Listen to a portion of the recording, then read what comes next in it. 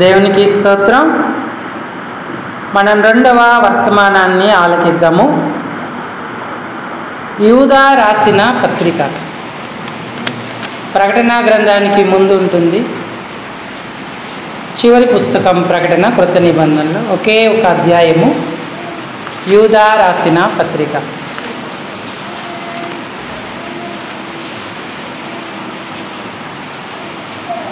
పదకొండవ వచనం మాత్రమే 2 సార్లు బిగ్గరగా స్పష్టంగా చదువుకుందాం.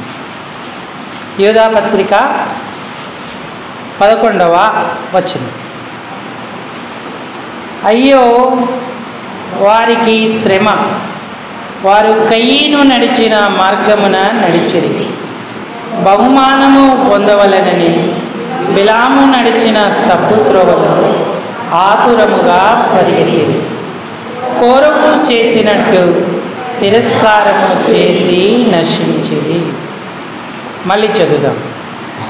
అయ్యో వారికి శ్రమ, వారు కయీను నడిచిన మార్గమున నడిచిరి, బహుమానము పొందవలనని బిలాము నడిచిన తప్పు త్రోవలో ఆతురముగా పరిగెత్తిరి, కొరవు చేసినట్టు తిరస్కారము చేసి నశించిరి.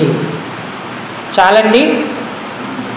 చదువుకున్న లేఖన భాగం శరీరాగలిగిన మన హృదయానికి ఈ మధ్యాహ్న కాల సమయం మన ఆత్మీయ జీవిత మేలుకొలుపు నిమిత్తమై హెచ్చరికగా, పురికొల్పుగా, ఆశీర్వాదకరంగా, దీవెనకరంగా ప్రేమగల దేవుడు చేయునుగాక. ఆమేన్. ప్రభు ప్రజలారా, ప్రభునందున్నటువంటి ప్రియమైన వారులారా, మన మనసు దేవుని వాక్యం మీదనే కేంద్రీకరిద్దాం. పరధ్యానము, ఇతరమైన గమనాలు మన మనసులోనికి రానియకుండా దేవుని ఆత్మ చెప్పుతున్న సంగతులను వినడానికి మన చెవులను అప్పగిద్దాం. ప్రకటన గ్రంథంలో దేవుడు అన్నాడు, సంఘములతో ఆత్మ చెప్పుచున్న మాట చెవిగలవాడు వినుగాక అన్నాడు. మనందరికీ చెవులు ఉన్నాయి, కానీ విని గ్రహించగలిగేవారు ఉండాలని ప్రభు కోరుతా ఉన్నాడు. ఈనాడు దేవుని ఇంటికి వచ్చిన సహోదరి, సహోదరుడా, నీ ఆధ్యాత్మిక జీవితం దేవునికి మహిమకరమైన ఆ మార్గములోనే ఉందా, లేక ఆయనను ఆయాస పెట్టి దుఃఖపరిచే విధంగా నువ్వు నడుస్తున్నావా? మనం చదువుకున్న లేఖన భాగంలో నడిచిన వారు ఉన్నారు, కయీను నడిచిన మార్గము అన్నాడు. అలాగే పరిగెత్తిన వారు ఉన్నారు. బిలాము తప్పు త్రోవన పరిగెత్తాడు. అలాగే మూడవదిగా కోరగు తిరస్కారము చేసి నశించిరి అన్నాడు. నువ్వు నడిచినా, పరిగెత్తినా, తిరస్కారము చేసిన తప్పు త్రోవలో వెళితే చివరి ఫలితము నాశనమే అన్న విషయాన్ని గుర్తుపెట్టుకోవాలి. మనం నడవాలి, దేవుని మార్గంలో నడవాలి, పరిగెత్తాలి. పందెములో సరి అయిన మార్గంలో పరిగెత్తి బహుమానం పొందాలి. అలాగే తిరస్కరించకూడదు, అంగీకరించేటువంటి మనస్తత్వాన్ని కలిగి శుభ్రమైన మనసుతో దేవుని సేవలో పరిగెత్తి నడిచి బహుమానం పొందేటువంటి వారంగా ఉండాలి. ఎందుకంటే సార్వత్రిక స్థానిక సంఘాలలో, సహవాసపు సంఘాలైనా, స్వతంత్ర సంఘాలైనా, దేవుడు తన స్వరక్తం ఇచ్చి సంపాదించుకున్న సంఘంలో ఈ అంత్య దినాలలో చాలా భయానకమైన పరిస్థితులు నెలకొంటూ ఉన్నాయి. దేవుడు సంఘములో ఉన్న వ్యక్తులను 2 గుంపులుగా చూస్తూ ఉన్నాడు. అంటే రెండు గుంపుల వారు సంఘంలో ఆయనకు కనబడతా ఉన్నారు. మొదటి గుంపు ఎలాగుంది? మార్కు శుభవార్త 12వ అధ్యాయము 37వ వచనం. మార్కు రాసిన శుభవార్త 12వ అధ్యాయము 37వ వచనం. దావీదు ఆయనను ప్రభువని చెప్పుచున్నాడే.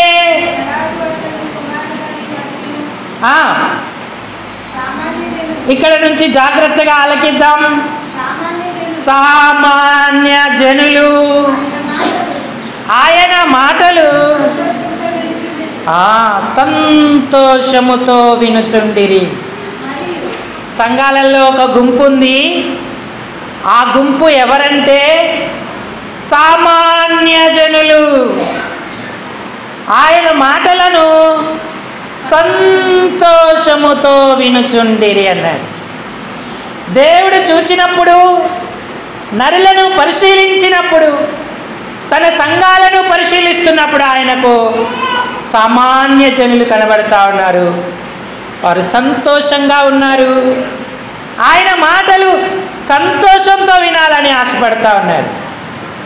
అంతేకాదు, వాక్యము వినవలనని ఆయన మీద పడుచుండిరి అని వాక్యంలో ఉంది. ఆయనను చూడాలి, ఆయనకు దగ్గరగా రావాలి, ఆయనను హత్తుకొనవలనని సామాన్య జనులు ప్రయత్నిస్తూ ఉన్నారు. ఇది ఎంత ధన్యకరమైన విషయం. వీరికి ఏ విషయాలు తెలియదు. వాక్యం చెప్తుంటే వింటున్నారు, యేసయ్య మాటలకు ఆనందిస్తున్నారు.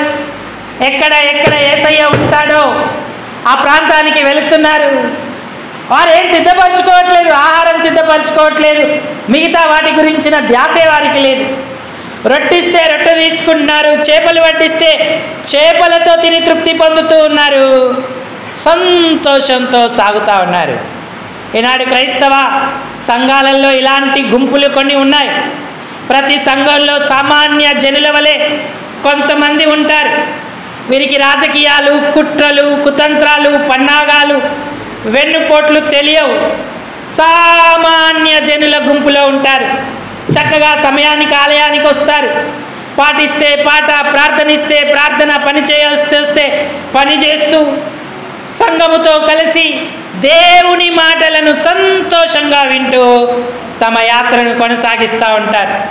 వారికి ఏది ఇస్తే అది తీసుకుంటారు తప్ప రెండవ ఆలోచన వారికి ఉండదు. వారు ధన్యులైనటువంటి వారిగా ఉంటూ ఉన్నారు. ఈనాడు నువ్వు ఈ గుంపులో ఉన్నావా? దేవుని ఏర్పాటును గ్రహించి ఆయన మాటలు విని సంతోషముతో సంఘముతో కలిసి సాగి ప్రయాణం చేస్తున్నావా? ఆయన రాకడ కొరకు సిద్ధపడాలంటే ఇదొక్కటే మనకు మంచి మార్గం.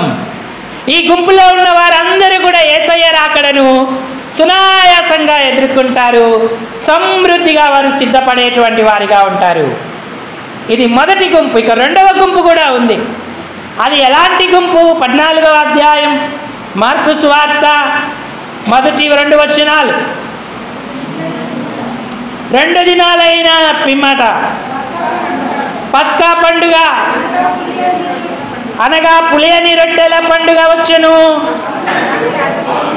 అప్పుడు ప్రధాన యాజకులను, శాస్త్రులను మాయోపాయము చేత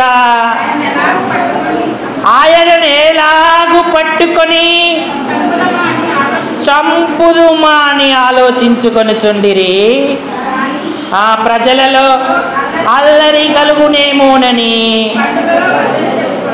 ఇదొక గుంపు. శాస్త్రుల పరిసయ్యుల గుంపు, మేధావుల గుంపు, ప్రబుద్ధుల గుంపు. ఈ గుంపు ఎక్కడ సేవకులను చిక్కించుకుందామా, మాయాపోయాల చేత పట్టుకుందామా, వారికి ఏ హాని చేద్దామా అని చూసేటువంటి గుంపు. ఈ గుంపులో శాస్త్రులు ఉన్నారు, పరిసయ్యులు ఉన్నారు. వీళ్ళు సామాన్యులు కాదండి, వీళ్ళు చాలా మేధావులు, వాక్యం తెలిసిన వారు, జ్ఞానము వారికి, లోకంలో ధనధాన్య సమృద్ధి, బంధుబలగం ఇవన్నీ ఉన్నాయి. ఎలాగైనా సరే చిక్కించుకోవాలి, పట్టుకోవాలి. ఈ మాయోపాయాల చేత సంఘంలో ఉండేటువంటి గుంపులు ఉన్నాయి. సార్వత్రికంగాను స్థానికంగాను ఉండే గుంపులో కొందరు ఉంటా ఉన్నారు. వీరు సమయం కొరకు కనిపెడతారు, ఎక్కడ ఎప్పుడు ఎలా చిక్కుతాడని. యేసుప్రభుకు ప్రియమైన శిష్యుడు అనుకున్న వ్యక్తి కూడా, ఇష్టమైన వాడు అనుకున్న వాడు కూడా ఇదే గుంపులో ఉండి ఆయనను అప్పగించడానికి ముందుకు వచ్చాడు. 14, 10, 11 వచనాలు కూడా చదవండి. 12 మందిలో నొకడును ఇస్కరియోతు యూదా ప్రధాన యాజకుల చేతికి ఆయనను అప్పగింపవలనని వారు విని, భలే భలే మంచి బేరము దొరికింది మనకు. ఇంతకాలం ఎక్కడ దొరుకుతాడా అని ఎదురు చూసాం, ఎవడు మన దగ్గరికి రాలేదు.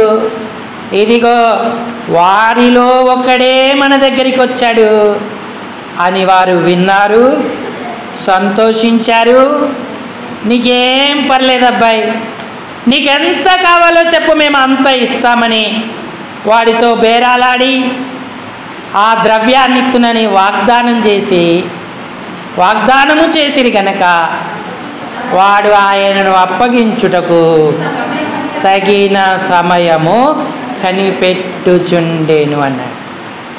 అవివేకము, అజ్ఞానము, బుద్ధిహీనతో ఇస్కరియోతు యూదా తప్పు మార్గాన లేదా తిరస్కారము చేసి, యేసును అంగీకరించాల్సిన వాడు తిరస్కరించి ఆయనను పట్టించాడు. సమయం కొరకు కనిపెట్టుకొని నాశనపుత్రుడు నాశనమయ్యేను అన్న మాట తెచ్చుకున్నాడు. నాశనానికే నియమింపబడిన వాడిగా ప్రవర్తించాడు. మనందరికీ కూడా దుష్టాంతముగా ఉన్నాడు. ప్రియులారా, ఈరోజు మనం ఏ గుంపులో ఉంటే ఆ గుంపులోనైనా ఉండాలి, లేదా సామాన్యమైన గుంపులోనన్నా ఉండాలి. దేవుడు నన్ను రక్షించి దయతో తన సంఘంలో చేర్చుకున్నాడు. ఒకప్పుడు ఎంత కోపిష్టిని, తిట్టుబోతును, తిరుగుబోతును, పాపానికే పాత్రుడును, నరకానికి పాత్రుడను. ఆయన దయ చూపించకపోతే నా పరిస్థితి ఏంటి? ఆయన ప్రాణం పెట్టి నన్ను విమోచించాడు. దేవుని ప్రజలతో సంతోషం ఇచ్చాడు. సంఘములో చేర్చి ఈ గౌరవానికి, ఘనతకు, ఆధిక్యతకు కారణమయ్యాడు అని గుర్తిస్తే సామాన్య జనులుగా ఉంటాం. ఆ సామాన్య జనులలో ప్రతి వాక్యం మనకు ఆనందం ఇస్తుంది, సంతోషాన్ని ఇస్తుంది. ప్రతి మాట మనల్ని బలపరుస్తుంది, ఆదరిస్తుంది. ఆహార పానీయ పదార్థాలు అద్భుతంగా, వ్యక్తిగతంగా, కుటుంబముగా, సంఘంగా ఆయన మనకు అనుగ్రహిస్తూ మరి ఆయన మనల్ని నడిపించేటువంటి వాడిగా ఉంటాడు. ఒకవేళ నువ్వు ఈ జ్ఞానవంతుల లేదంటే మాయోపాయాల చేత పట్టుకుందామన్న గుంపులో ఉన్నావా, నీ యుక్తిలో నువ్వు చిక్కుకుంటావు. నీ మాయాపోయాల చేత నువ్వు నశిస్తావు, నష్టాన్ని కొని తెచ్చుకుంటావు. నువ్వు మేల్కోకపోతే నీ ఆధ్యాత్మిక జీవితంలో ఎప్పుడు కూడా మేలు కానకుండా ఉంటావు. కోరహు అనే వ్యక్తిని దేవుడు దుష్టాంతముగా ఉంచాడు. కోరహు కూడా ఇలాంటి పని చేసి ఘోర నష్టాన్ని పొందాడు. కోరహు ఏమీ తక్కువేమి కాదు, కానీ కోరహుకి ఇచ్చిన పని మాత్రమే కోరహు చెయ్యాలి. అయితే తన పని కాదని ఇతరుల పనిలో జోక్యం చేసుకున్నాడు, నష్టపడ్డాడు. దేవుని సంఘం లోకంలో ఉన్నటువంటి ఆర్గనైజేషన్, డాక్రా సంఘాలు, కుల సంఘాల వంటి సంఘం కాదు. దేవుడు తన స్వరక్తమిచ్చి సంపాదించుకున్న సంఘం, ఆయన రక్తము చేత కడగబడిన సంఘం. ఈ సంఘంలో నీ స్థాయికి మించి నీ పని కాకుండా నువ్వు కాలెత్తినా, నోరెత్తినా, చేతులెత్తినా ఎంతో ప్రమాదకరమైన స్థితిలోకి వెళుతున్నావని గుర్తించాలి. నీ పనేదో నువ్వు చేస్తూ దేవుని సేవకు సహకారివై వెళ్ళాలే తప్ప యేసును తిరస్కరిస్తూ, దైవజనుణ్ణి తిరస్కరిస్తూ, సంఘమును తిరస్కరిస్తూ నడిస్తే నీవు నాశన గుంపులో ఉన్నావని గుర్తుంచుకోవాలి. సంఖ్యాకాండం 16వ అధ్యాయం 1వ వచనం. సంఖ్యాకాండం 16వ అధ్యాయం 1వ వచనం. లేవీకి ముని మనమడును, కహాతుకు మనమడును, ఇస్సారు కుమారుడునగు కోరహు. ఇక రూబేను గోత్రీకులలో ఏలియాబు కుమారులైన దాతాను, అబీరాములను, పెలేతు కుమారుడైన ఓనును యోచించుకున్నారు. ఈ నలుగురిలో ముఖ్యులైన వారన్నమాట. లేవి సంతానమైన అహరోను కుమారులకు దేవుడు యాజకత్వం ఇచ్చాడు. యాజకత్వాన్ని అహరోను కుమారులు జరిగించాలని దేవుడు నిర్ణయించాడు. లేవి మిగతా కుమారులకి ఆధిక్యత లేదు. మెరారీయులకు కావచ్చు, కహతీయులకు కావచ్చు కొన్ని మందిర సంబంధమైన బాధ్యతలను అప్పగించాడు. వారు వాటిని చేస్తూ దేవుని గణపరుస్తున్నారు. కానీ కోరహు తరానికి వచ్చినప్పుడు లేవి గోత్రపు వారే కాకుండా రూబేను గోత్రీకులలో కొందరు ఉన్నారు. వారిలో ముఖ్యులైన దాతాను, రూబేను, అబిరాము, ఓనూను అను ఈ ముగ్గురు కూడా కోరహుతో కలుసుకున్నాడు. దుష్ట సాంగత్యం చెడు నడవడికను చెరుపును అన్నట్టు కోరహు యొక్క సాంగత్యం దాతాను, అబిరాము, ఓనూలను చెరిపేసింది. వీరితో పాటుగా వీరు నలుగురు కొంతమందిని సమకూర్చుకున్నారు.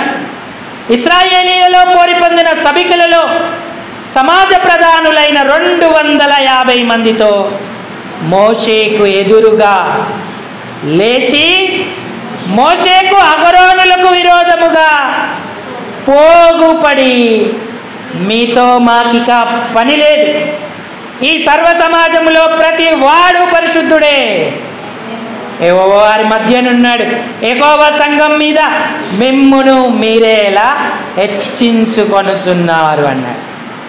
మోషే ఆ మాట విని సాగిలా పడ్డాడు. రెండవ మాట మాట్లాడలేదు. ప్రియులారా, ఈనాడు ఈ గుంపులో మనం ఉంటే ఎంత ప్రమాదం. అమాయకులైన 250 మంది కూడా నాశనాన్ని తెచ్చుకున్నారు. చెప్పుడు మాటలకు చెవి యొగ్గద్దు. కొంత సత్యం ఎరిగిన వారంగా, వివేచన కలిగిన వారంగా ఉండాలి. కోరహు, దాతాను, అబిరాము, ఓనులు దైవజనుడైన మోషేకు విరోధంగా లేచారు. దేవుడైన యెహోవాకు విరోధంగా లేచారు.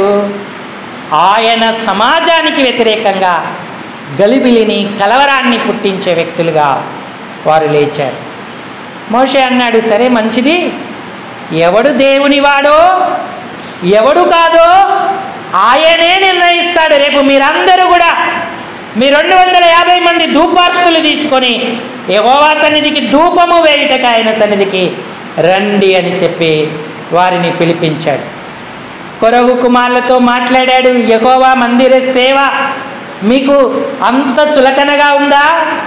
దేవుని ఏర్పాటుని మీరు గ్రహించట్లేదా అని కొరగు కుమారులతో మాట్లాడాడు. కానీ వారు మరింత కఠినంగా ఉన్నారు, మాట వినడానికి సిద్ధంగా లేరు. ఎందుకు మీరు ఈ 250 మందిని సమకూర్చి యెహోవాకు విరోధంగా వారిని లేపుతున్నారు? మీరు నష్టపడతారని చెప్పిన వారు వినలేదు. సరే, లేవి కుమార్తెలు వినకపోతే వినకపోయినా కనీసం రూబేనీయులైనా వింటారు అని అబిరాము దాతానులను పిలిపించడానికి ప్రయత్నం చేశాడు. సంఖ్యాకాండం 16-12 చదవండి అమ్మా. అప్పుడు మోషే ఏలియాబు కుమారులైన దాతాను, అబిరాములను పిలువనంపించెను. మేము రాము, అరణ్యములో మమ్మును చంపవలనని,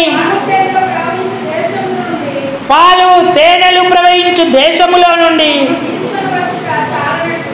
నీవు మా మీద ప్రభుత్వం చేస్తున్నావు, నీకు అధికారం కావాలా? నువ్వు పాలు తేనెలు ప్రవహించు దేశంలోకి మమ్ము తీసుకురాలేదు, పొలాలు ద్రాక్ష తోటలు స్వాస్థ్యం మాకు ఇవ్వలేదు. ఈ మనుషులు మా కన్నులు ఊడదీయదగిన మేము రాము అన్నది. ఇంతకీ సమస్య ఏంటంటే కోరహుకు పెత్తనం కావాలి, అభిరాము దాతానులకు సమాజం మీద అధికారం కావాలి. ఈ పెత్తనానికి లేదా అధికారాలకు పేరు ప్రఖ్యాతలకు వారు వస్తారు, కానీ ప్రార్థనకు రారు, ఉపవాసానికి రారు, సంఘ పరిచర్యకు రారు. సంఘంలో బాధలు కలిగిన కుటుంబాన్ని ఆదరిద్దాం, వారిని కాస్త చేయుతిద్దాం, ఆదుకుందామంటే రారు.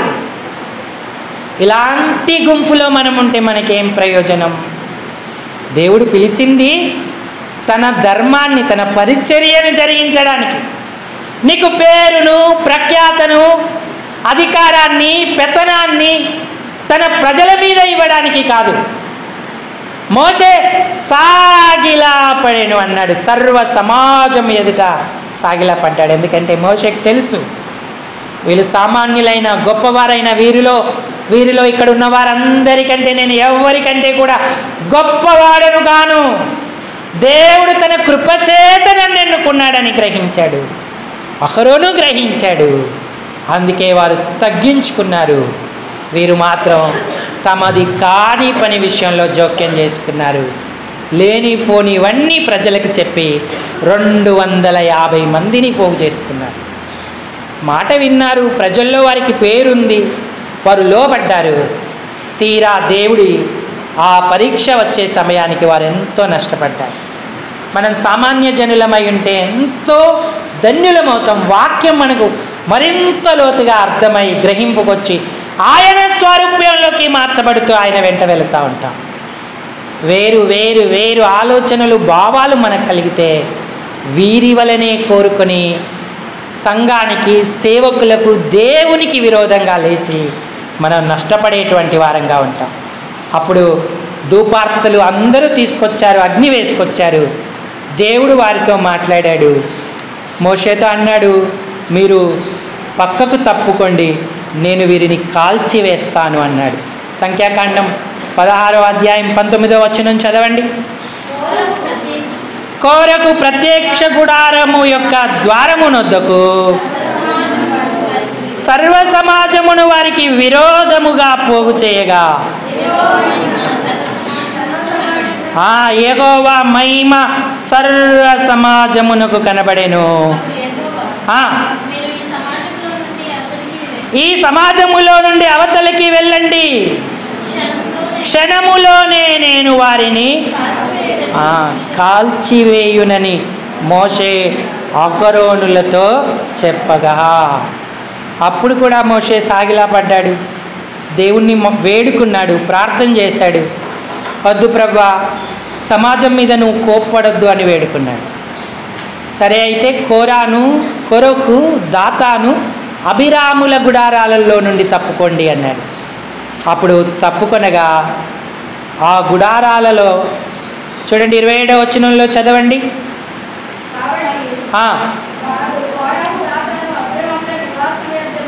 కాబట్టి వారు కోరహు, దాతాను, అభిరాముల నివాసముల యొద్ద నుండి ఇటు అటు లేచిపోగా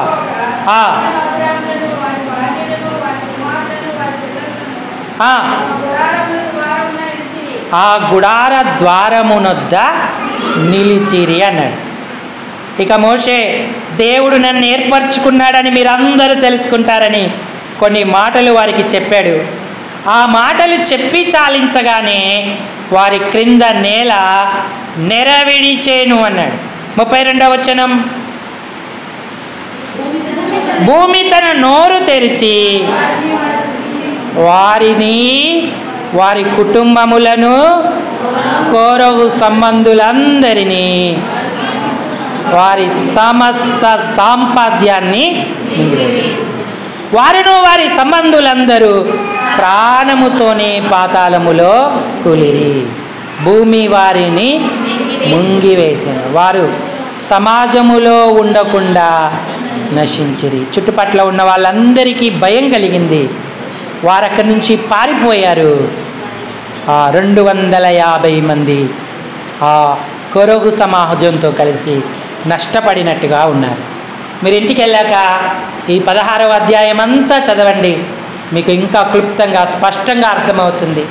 నేను సమయాభావాన్ని బట్టి ప్రతి వచనం నేను మీకు వివరించలేకపోతున్నాను.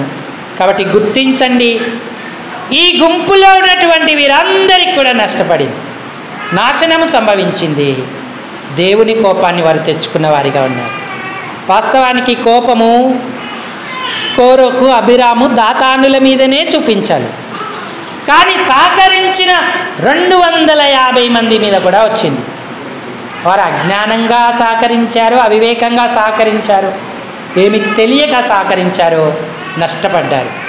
అటు ప్రియులారా, ఈనాడు మనం ఏ గుంపులో ఉంటూ ఉన్నాం? కోరహు లాంటి తిరస్కార గుంపులో ఉంటున్నామా? సామాన్య జనుల లాంటి అంగీకృతమైన గుంపులో ఉంటున్నామా?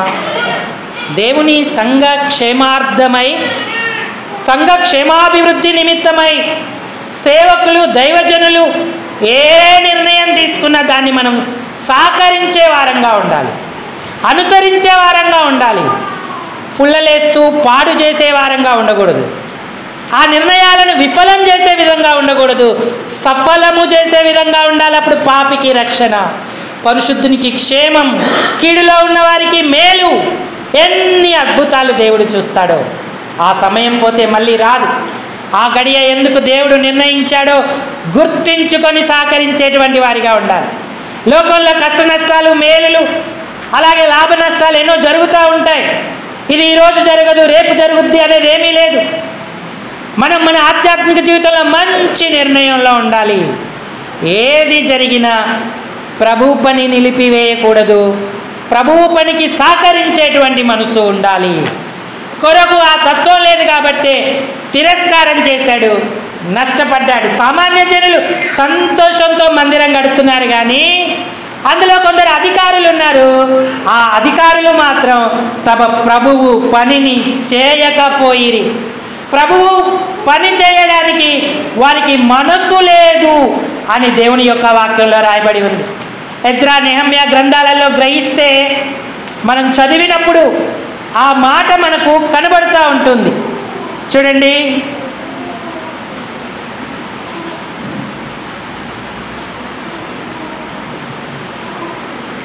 ఎజ్రా గ్రంథం 6వ అధ్యాయము 14వ వచనం చదవండి.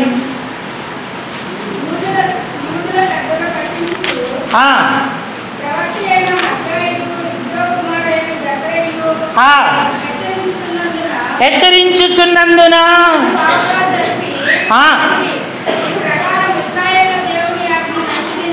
ఇశ్రాయేలీయుల దేవుని ఆజ్ఞను అనుసరించి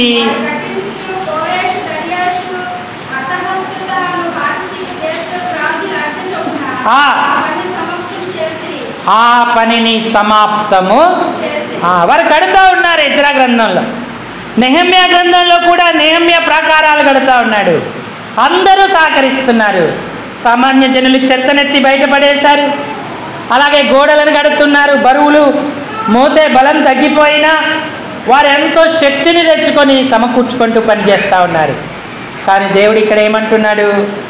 నెహమ్యా గ్రంథం 3వ అధ్యాయం 5వ వచనం. నెహమ్యా గ్రంథం 3వ అధ్యాయం. వారిని ఆనుకొని తెకోవీయులు బాగు చేసిరి.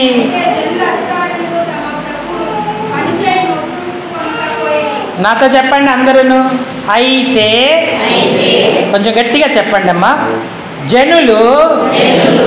జనుల అధికారులు తమ ప్రభువు పనిచేయ నొప్పుకొనక పోయిరి. ఏంటి వీరికి సమస్య? ఎందుకు ఒప్పుకోలేదు?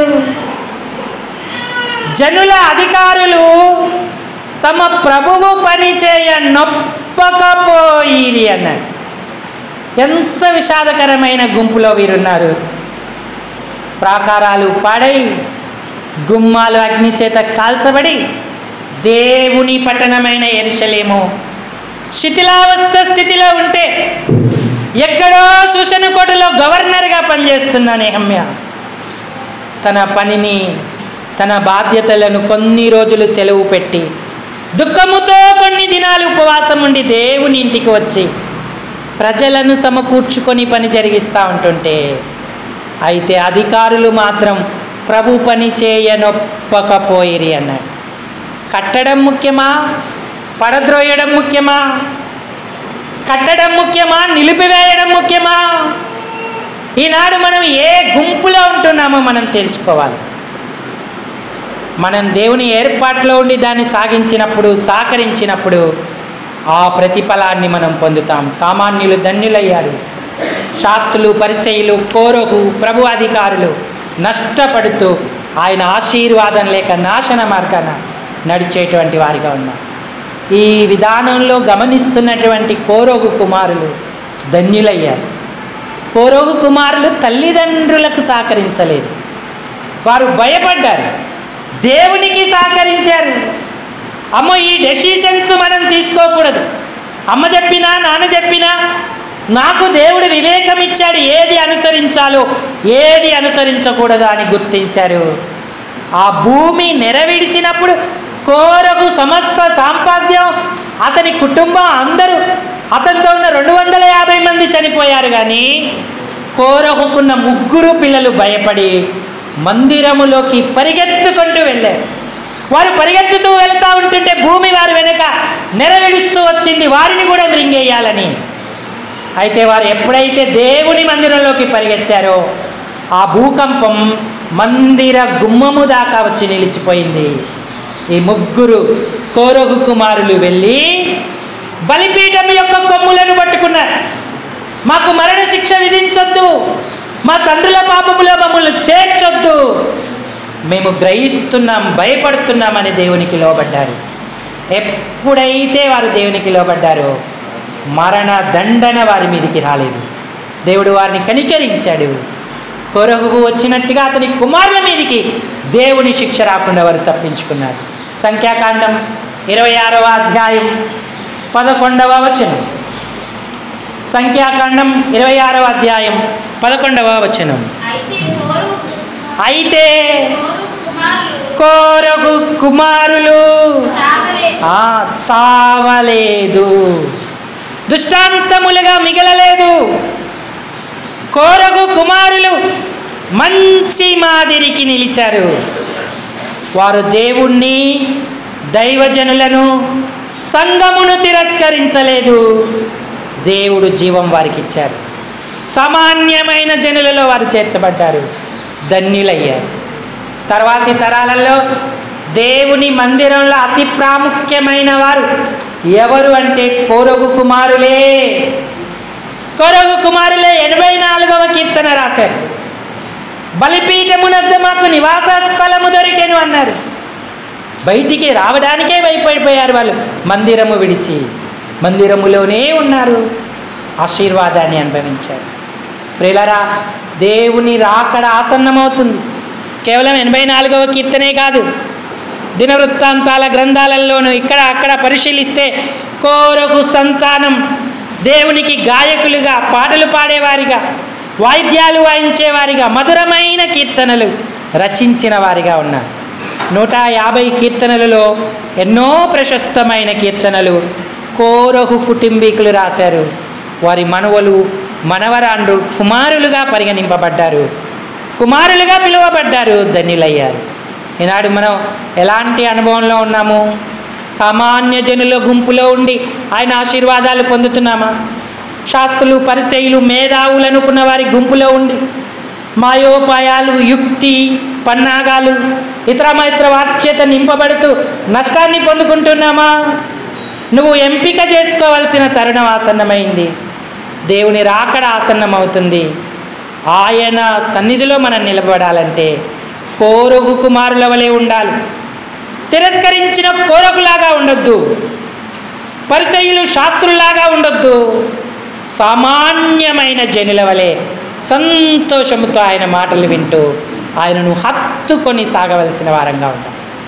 ఎప్పుడైతే అలాంటి అనుభవం మనకుంటుందో ధన్యులమవుతాం. మిగతావేమీ మాకు అక్కర్లేదు. మాకు దేవుడు ఏది ఇస్తే దాన్ని చేస్తామనుకుంటే గొప్ప భాగ్యం మనం పొందుకుంటాం. ప్రభువే మనకు సహకారుడై సహాయం చేస్తూ అద్భుతంగా నడిపించి దేవుని సన్నిధానంలో స్థిరపరిచేవాడిగా ఉంటాడు. కాబట్టి ప్రియులారా, ఈనాడున్న సార్వత్రిక స్థానిక సంఘాలలో ఏ గుంపులో మనం ఉందామో నిర్ణయించుకుందాం, తీర్మానించుకుందాం. దేవుడు మనల్ని సామాన్యమైన జనుల గుంపులో ఉంచి ఆశీర్వదించునుగాక. ఆమేన్. అందరూ తలలు వంచి కళ్ళు మూసుకోండి, మనం ప్రార్థన చేసుకుందాము.